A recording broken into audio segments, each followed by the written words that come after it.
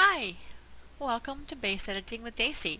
Today I thought we'd take a look at water plate placements and some of the different things you can do with water and some of the characteristics the different water plates have. I've seen some discussion about this lately and some people seem to be a little bit confused or needing to know some more information, so thought I'd do this video. Okay, there are about 4 different types of water plates. There is the calm water. This comes in a variety of sizes, from 1 square size, small, all the way up to very large. But the very large is still not as large as the very large rough water.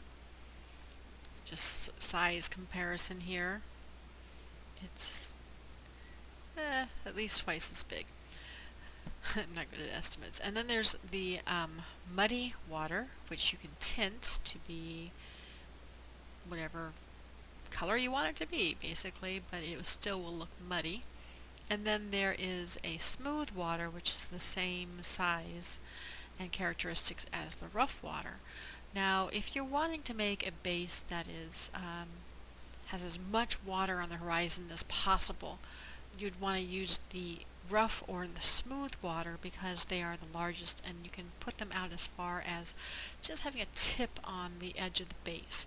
Whereas for the calm water, that's really more for things that are smaller scale, and also if you hang this over the edge, people will fall right through it.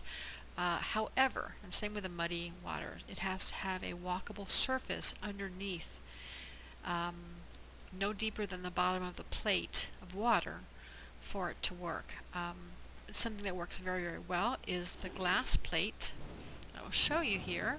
If I move this glass plate over here and then I move the calm water on top of it, notice you can see the floor very clearly through the calm water, but you can no longer see the glass plate. This is the surface that I would recommend putting underneath your calm water if you have it hanging over air, like building above the base or building something up in the sky or hanging it over the edge of the base.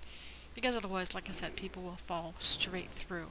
Now, there are a couple, people like to make pools out of the calm water because it is so nice and clear and you can see the bottom just like in a pool. So some of the things that people use, most people will use a fountain. Fountain works very well, looks good. It's not huge, but it works pretty well. You can just put another one there, or you can get one of the rectangular ones. Why does it want me to move it? Not sure why it doesn't want me to move it. So you stand it up on its side and sink it down, and then you'd have edges of a pool. If you're very dedicated, you have a lot of patience, and you don't mind your item count going through the roof, you could also do a pool with alphabet letters. So you'd get your walkable surface like a glass floor, because alphabet letters are not walkable. You will still fall through and not be able to swim if you put your alphabet letters underneath and don't have a floor there. So what I would do is I would attach that, and right now they're kind of a deep blue. Let's make them a little bit lighter, and put that down. I'm going to make my angle snap more so that it's easier to put that down. Okay, made it too much, made it too fast. Okay, and so you just lay those side by side. I don't recommend, people are going to say, well, why didn't you just use surface? Well, I don't recommend using surface because of base shift. When you come back in and you try to move them back so they're still side to side and there's no gaps in between them, the surface, it's very hard to put things down on the same surface. I would overlap them just a little bit because of base shift and because the alphabet letters don't really flicker. So that would be if you have the time and patience to put together a pool. I have done that, but like I said, it is a huge use of item count. So make sure it's not in a base that's already really big, or you're going to have some problems with lag and memory usage and storage items and things like that. Okay, so those are the characteristics of the calm water and the muddy water. You have to have a surface that you can walk on underneath. This could be rocks, it could be grass. Now, of course, if you put it over grass, you're going to see the grass right through it, and the rocks and everything right through it. So be sure that you have the surface you want to see underneath your water. So for that, in the muddy water, you have to have a surface underneath it. Now, you don't have to do that for the rough water and the smooth water. But if you want to set these out as large as your plot will go, you're going to have to set them to the very, very edge. As you can see, it isn't really even overlapping the base at all, but I can set it all the way out there. And now this is not the largest base plot, but you can get a few of these in. I'm in the wrong category. Need to go back to surfaces. Where are my surfaces? There they are. Okay. So for I'm using the rough water, and don't want to change the orientation whatsoever, because I want them all going the same way. And if you're going to put, if you want a water horizon in your base, you're going to want to lay that down first. Same with a grass horizon. I've said this before, but you don't want to do it as you go, because you will get overlap, and the overlap flickers terribly. And if you don't get them lined up just right either, then you have this very noticeable line. Even if it's really, really close, it's still a noticeable line. So make sure that they're just together, not overlapping, because overlapping leads to flicker. Flicker is just not fun. However, when you get to the very edge, these rarely are gonna line up exactly so that you go to the max on either side and you don't overlap at all. They just have never done so for me anyway.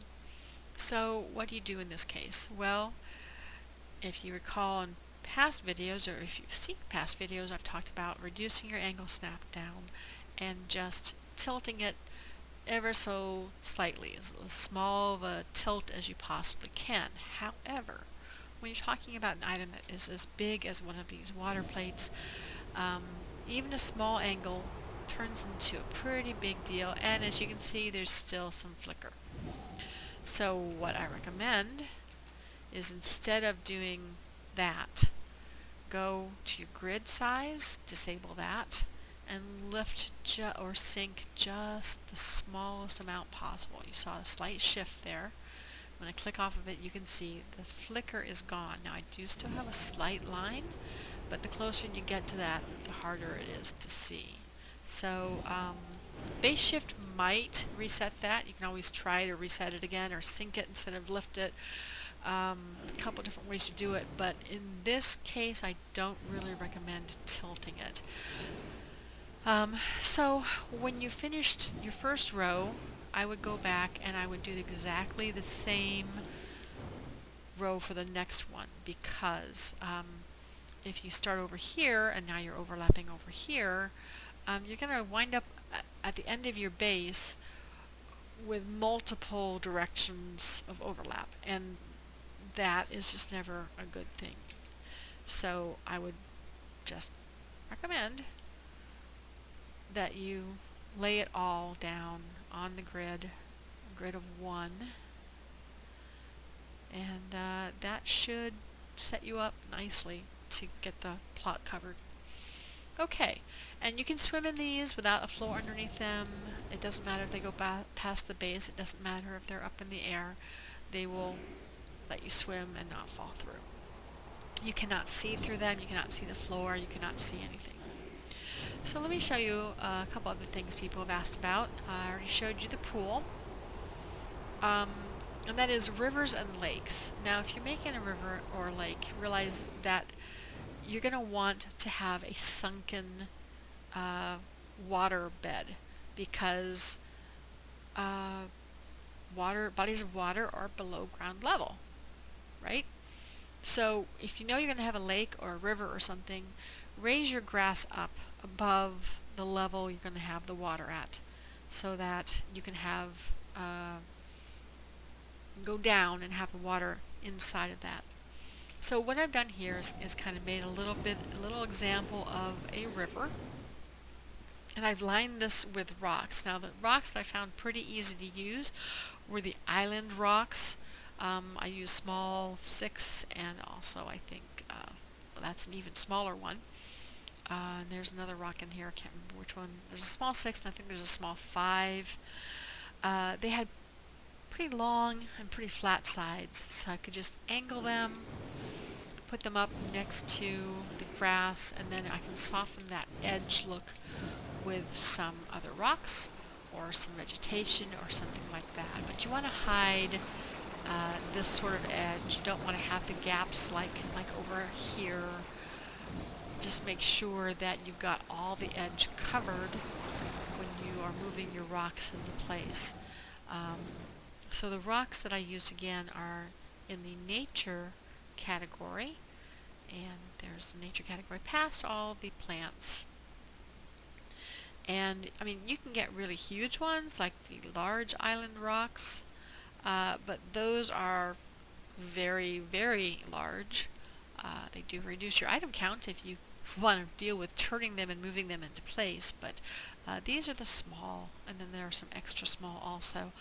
And this size is just pretty good. That's what it looks like when you choose it, bring it out of the editor. You can see it has some fairly dramatically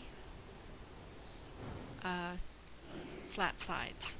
So it's pretty easy to just lay it down. And you can see it's going to be angled. So if I lay it down flat, one side's higher than the other. So I'm not going to lay it down flat. I'm going to lay it down like that. And then I can turn it and sink it. And I might want to, play around with it and get it, hit the wrong key. This isn't my usual keyboard.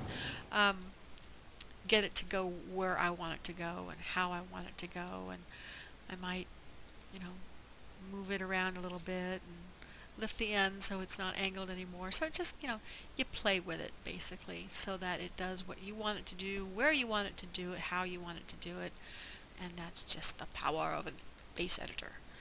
I'm just gonna figure out how to make that work for you, and sometimes it's just guesswork. You're like, okay, which axis is gonna give me this time? I don't know. Even the people like me who are pretty practiced base editors, we still have to figure it out and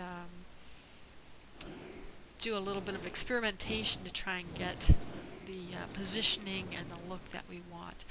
What I've done here also is I've used some little COT Waterfall 1. These aren't the ones you find in Arcane. These are in the water, the fluid effects, and I've put them at the top of the rocks, just like if this were a rushing river, and the water is flowing past the rocks. There's some white water that's created at the very front of the rock where the water is rushing past it. So I've kind of recreated this, and you could also do it like on a muddy water. Just give the river a sense of movement. And of course a lake wouldn't have that kind of movement, but it's a nice little effect for your river. So there's just a couple of things about water, how to place them, and what you need to know. I hope that's been a help to you, and thanks for listening. Bye.